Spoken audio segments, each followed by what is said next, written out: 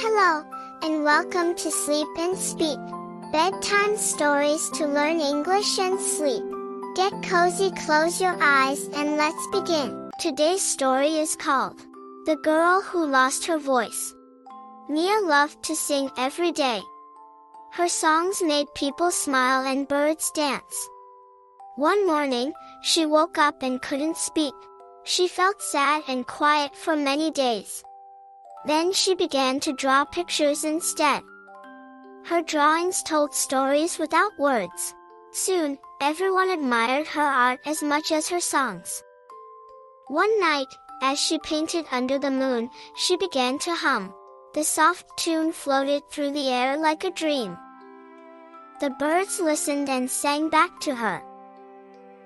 Her voice slowly returned, gentle and new. She sang again, this time with her heart and her colors together.